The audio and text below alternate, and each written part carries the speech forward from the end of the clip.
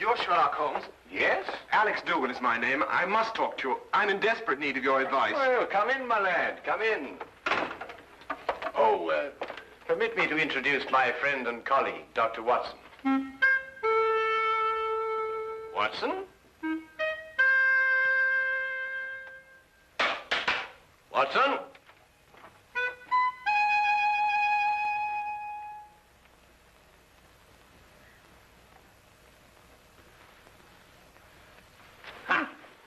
Just as I suspected. Well, Oh, my goodness me, a patient. Oh, I do beg your pardon leaving you standing there like that. Most remiss of me. There, if you'll sit down, I'll be with you in a moment. My dear doctor, Mr. Dougal is not your patient. He's come to see me. Huh? Huh.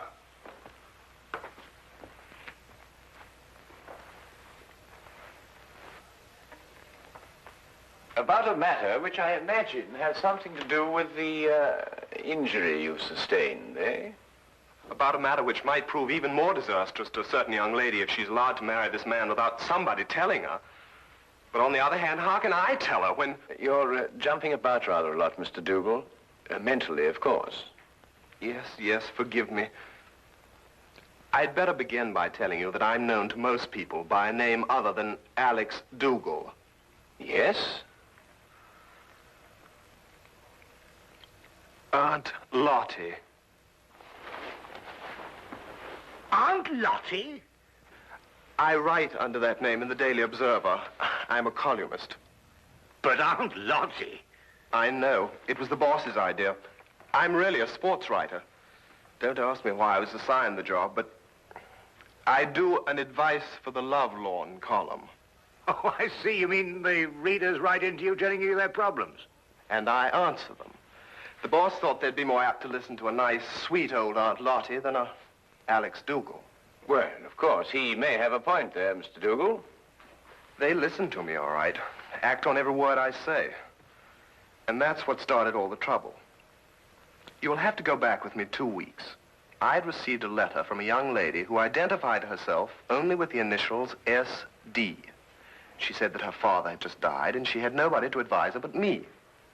It seems that her fiancé was a man of violent temper and had on one occasion almost throttled another man for even looking at her. She wanted to know if it'd be wise to marry him. I answered her, and a day later in the editorial room, I came to know what I'd touched off.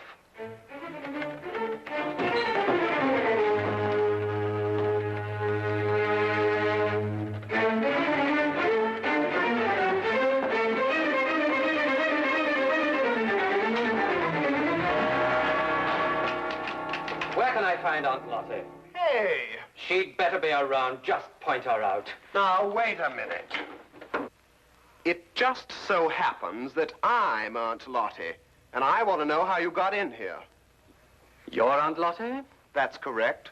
And you can be certain that if you've come with any problem, I shall be most uncooperative.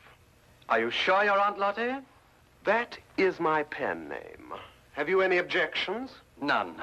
None at all. I'm absolutely delighted to find that Aunt Lotty is a man. Really? Why? Because I would never dream of doing this to a woman.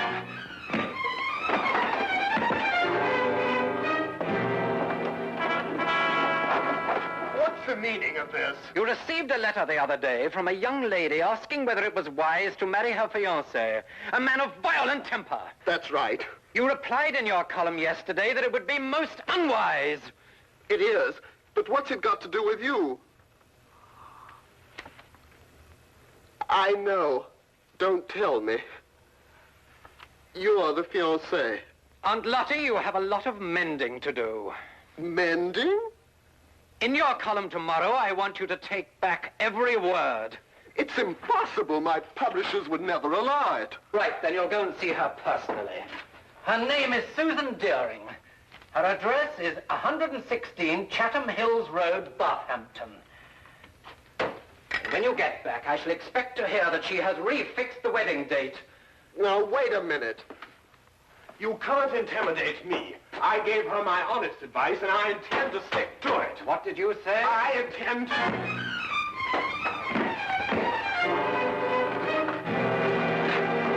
You were saying? I just wanted to know what the address was again.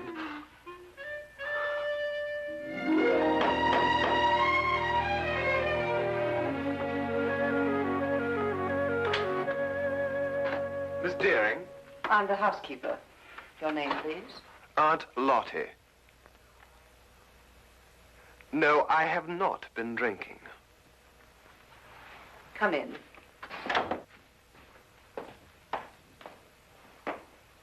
Wait here, please. I'll call her.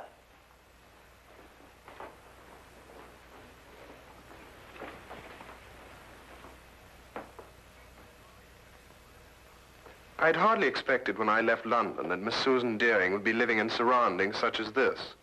Most of my readers were shop girls. Girls from a modest background, anyway. But Susan Deering was an heiress. I realized this when I recognized the subject in the painting above the fireplace. He was Oliver Deering, the chemical manufacturer who 6 months ago had suffered a heart attack while pursuing his favorite sport, bicycling. He was undoubtedly her father. How do you do? How do you do? Are you really Aunt Lotty? I'm afraid so. My editor felt it would inspire more confidence than a name like Alex Dougal, which is my own. But I don't agree with your editor at all. Oh, really? I never fail to read your columns. They're always so full of wisdom and understanding. Almost like Father used to talk before he died. Well, thank you. But if I didn't think so, I never would have written to you. Never have called off my wedding. Well, as a matter of fact, that's what I came to talk to you about, Miss Deering. Do you mind if we sit down? Oh, please, yes. Here you're hurt and I've kept you standing. Just a little accident. Nothing at all. Yet. Would you like a pillow or something? Oh, no, thank you. What bothers me more than any little ache is the advice that I gave you in my column. The advice you gave me, but every word of it was so true. It cleared up everything. Well, I felt the same thing at the time also, but after meeting your fiancé, Mr. Murdoch... You met Jack? Oh, quite by accident. He struck you. I know he forced you to come here and see me. Oh, no, not at all. Then how were you hurt? I fell down the stairs. It was an accident. Forgive me. It's quite obvious that a man like you could never be forced to do anything against his will. Well, I should hope not. But at any rate, after meeting Mr. Murdoch, I felt it my responsibility to come here and retract my original advice. Forgive me, Miss Deering. That's what I've been telling her. No one is perfect naturally, but Mr. Murdoch is eligible in every other way. He has gold mines in Africa, if that's what Tilda means. And I could be sure he wasn't marrying me for my inheritance. But, Mr. Dougal, you've never seen him when he loses his temper. Miss Deering, have you ever heard of a Dr. Freud? No. A young Viennese. He's invented a new science called psychoanalysis. He says that a temper is a perfectly healthy, normal outlet for emotions. It's quite normal. Mr. Dougal, you know so much. That's my job. I'll write to Jack immediately and tell him it's all right again. Good. And if you have a picture of the two of you, I'll see that it's published in the society page under soon to be betrothed. Mr. Dougal, what's the matter? Something happened to my back when I fell. I wonder, would you mind putting one hand on my shoulder and one in the small of my back and pull? Thank you. Mr. Dougal, you must do something about your back. When you get home tonight, have your wife rub it with liniment. I'm afraid that's not entirely possible, but I'll have the man at the club do it anyway. You mean to say that you're not married? I'm afraid not. It seems that every time I meet a girl that interests me, she's not available. But then that's life. There's always tomorrow, and, well, who knows? I might be as lucky as you and Mr. Murdoch. Now, what about that picture? I'll get it for you.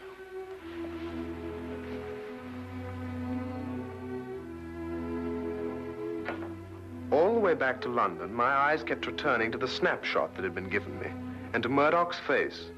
I really hadn't had time to study him when he first came into my office. Everything had happened so fast. But now I had the clinging feeling that I'd seen him somewhere before. But where? And under what circumstances?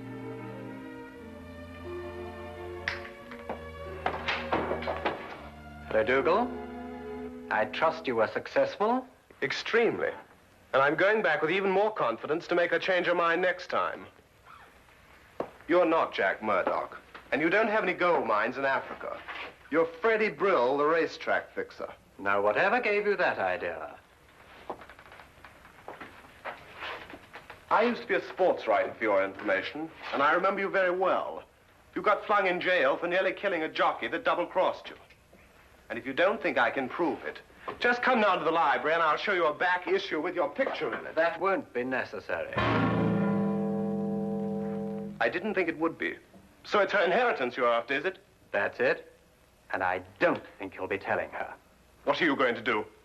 First, I'm going to make you best man at my wedding. What? After today, I can't trust you out of my sight. As best man, you have reason for being at my side every minute. But this is insane. Secondly, I make you this promise. If Susan should learn of my true identity before we're married, I won't make inquiries as to who told her. I'll assume it was you. And if it's the last thing I do, I'll kill you.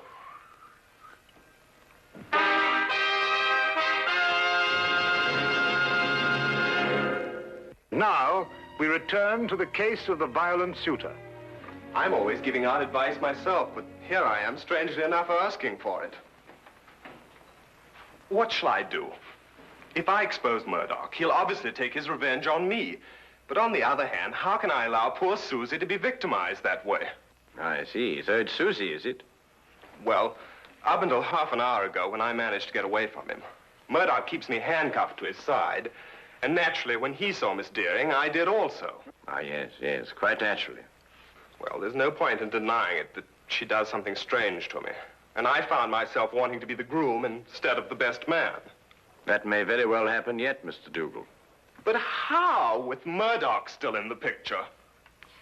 We'll remove him from the picture. Well, it's simply stated, Holmes. But surely you don't mean to expose Murdoch and risk Mr. Dougal's life. No, Watson. If any lives are going to be risked, they'll be yours and mine. Oh. My plans aren't crystallized yet, Mr. Dougal, but my advice to you is to go back to Mr. Murdoch and continue to be his best man. You'll hear from me very soon. I'll do anything you say, Mr. Holmes. Thank you, Mr. Holmes. Not at all. Oh, wait.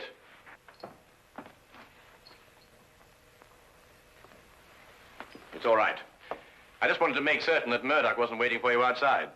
Oh, thank you, Mr. Holmes. Good day. Good day. Good day.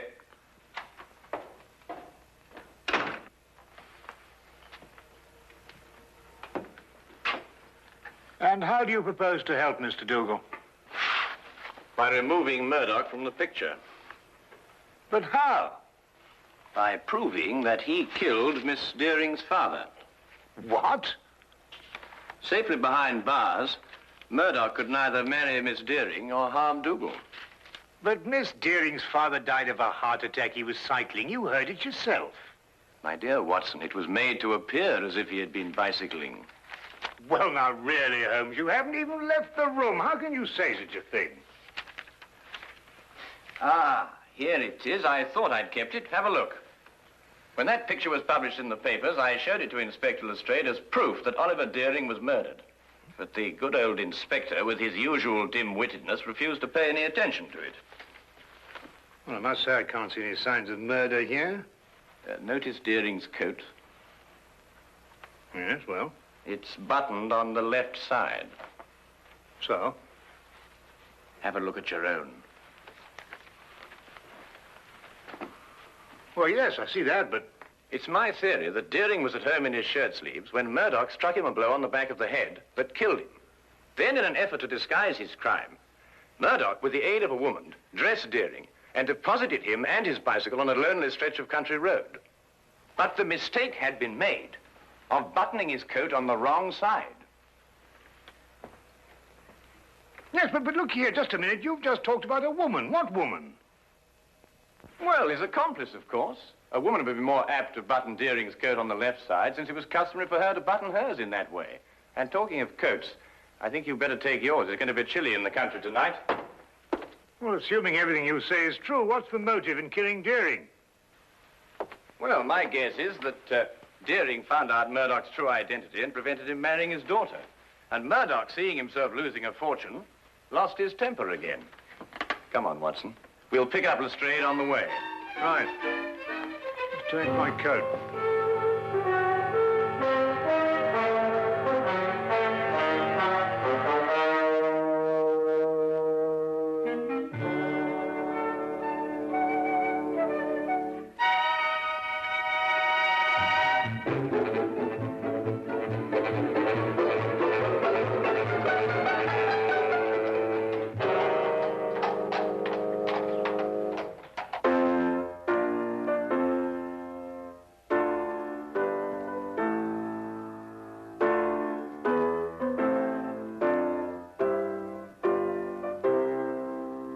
Now, what's the matter? I got a twist in my back. Are you still complaining about that? Don't you talk to him like that.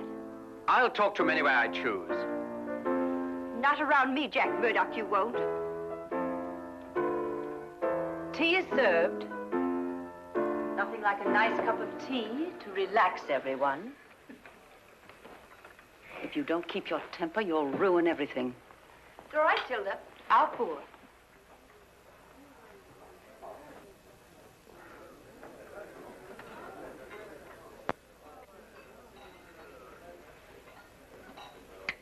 Why didn't I think of it? Of course. Of course, what? The accomplice, it's Tilda. The housekeeper? Yes, it would have to be someone normally attached to the house to have been present at the murder. Tilda fits the part perfectly. She would also have to know Murdoch. And from the manner in which she's just been talking to him, that's obvious, too. Your theory sounds as wild now as it did when you first told it to me. Lestrade, give me your gun, will you? What for? Well, I'm just going to put my theory to the test. Wait a minute. Oh, don't worry. I shan't hurt anyone.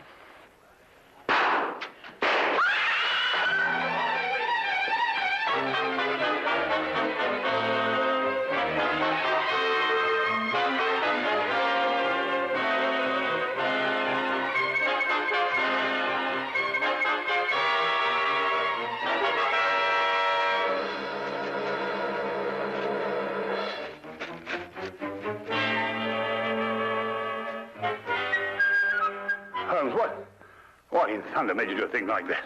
No time to explain now. They'll have the staff out and search the grounds. If they find us, the whole plan's ruined. Well, now, where's Lestrade?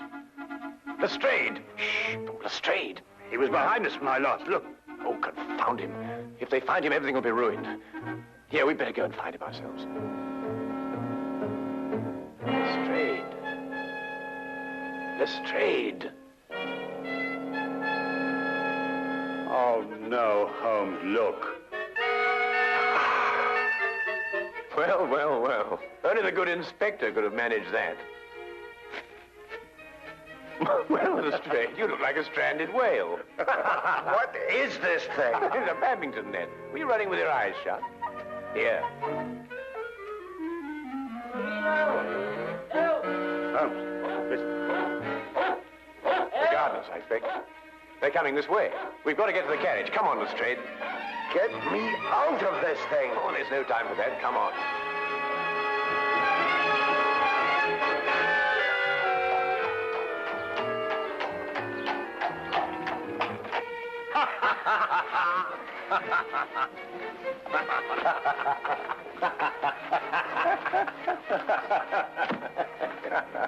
I see no item in the entire evening, Mr. Sherlock Holmes, that would prompt laughter. I'm terribly sorry, Lestrade, but But I shall cherish the memory of you thrashing about on that badminton court for years to come. I wouldn't find it so amusing, Holmes, if it had been you who had torn that confounded net from its moorings. Lestrade, it was simply a question of going under it after all. And I haven't forgotten that it was your insane behavior tonight that made it necessary for us to be running at all. Yes, what were you up to, Holmes? Those shots, I mean. Yes, I assume there was a purpose. Oh, a very definite purpose, Lestrade. Those 3 bullets were bait for a trap. Hard bait, I must say. I trust it was the perfect bait for our purpose. I only hope that our delayed departure from the Deerings won't make us too late to see the trap sprung. You mean it wasn't sprung at the Deering? There were too many people there, Watson. You see, if my theory is correct, then Jack Murdoch's flat should be the place. And I wonder if we can entice this driver to go just a little bit faster. Cabby! Cabby, go as quick as you can.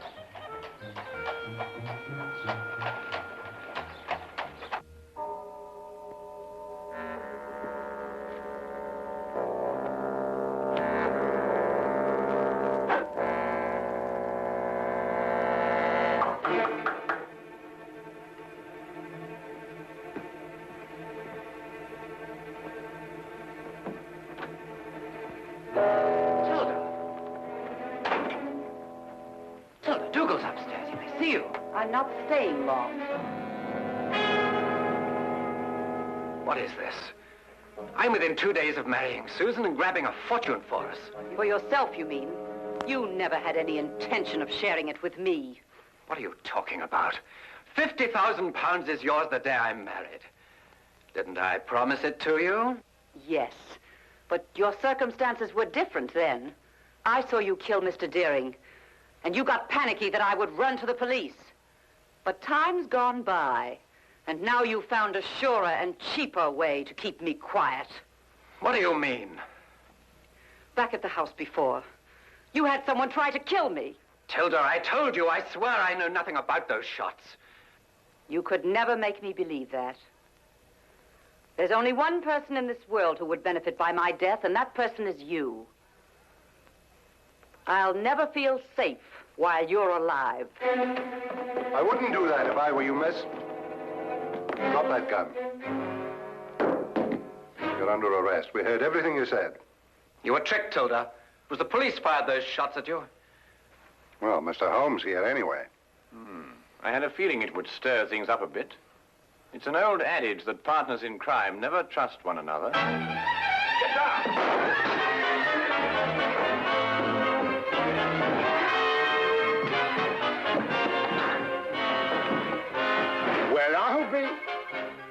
I've been practicing my right ever since I met him. Ah, well done, my boy. Well done.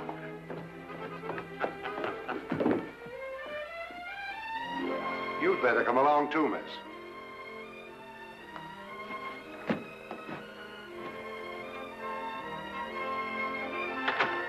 I believe I've outgrown the Aunt Lotty label now. I'm going to ask Susan to marry me. Good for you. First thing tomorrow morning. It's too late tonight. Oh, I don't think it's too late. You don't? No. Definitely not. I'll go right now. Good idea.